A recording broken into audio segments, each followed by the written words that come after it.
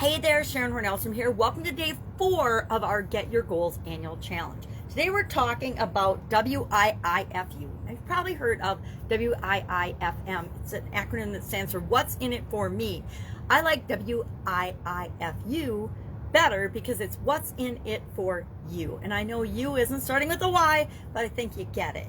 But we always have to ask ourselves, and one of my secret tricks to being a self-starter and to continue to motivate myself to work toward what it is that I want, because that's what this challenge is all about, is getting what we want, setting goals, having goals, moving towards something and creating the life we want. But how do we go about getting everything that we want? One of the secret ways to do that is to think about what's in it for you. What's in it for me? Today my question for me is, what's in it for me to be an absolute positive master of goals? And why would that and how would that benefit me? We're just going to share today our action items to think of 3 things. And you don't have to share them all, but at least write them down in your book. I've got my book all set up, 1, 2, 3, for what are my 3 what's in it for me's. And I brainstorm a couple of things to give you an idea of how to get started, but think about really at an instinctual, guttural level, what's in it for you to do this challenge, to think about your goals, to master your goals, to be an absolute superstar of goals. Because why?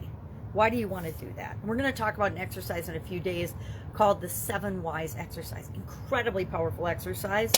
If you've never done it, or even if you have, every time I do it, and I've done it at least 100 times, I learn something more about myself. I uncover some crazy false belief that I've been holding on to since I was a kid that I didn't even realize I had at a conscious level. So that's why that's such a powerful tool. But today, we're just going to think about what's in it for you to be working on goals, thinking about goals, mastering goals, learning all you can about goals, goal setting, goal achieving, and the steps to setting goals. And we're going to go over them over and over and over again in each of the areas and aspects of our life to make sure that we each have a plan that we can carry forward for the rest of our life in terms of how we get what we want. Because you know what? It's really only a simple 5-step process to get anything that we want in life.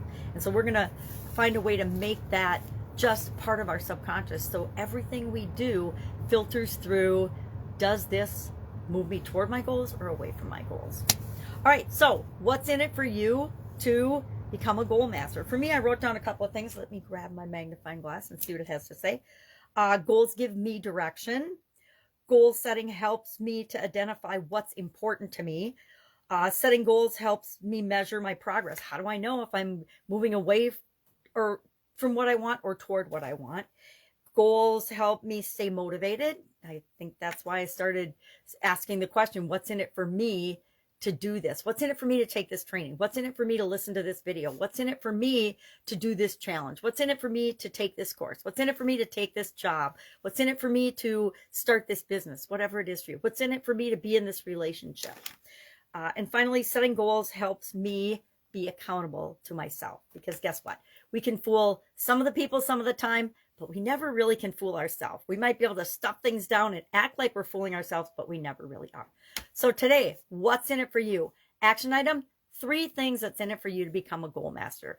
Share whatever ones you want in the comments below. Otherwise, I will be with you tomorrow for day 5 of our Get Your Goals annual challenge. Have an amazing day.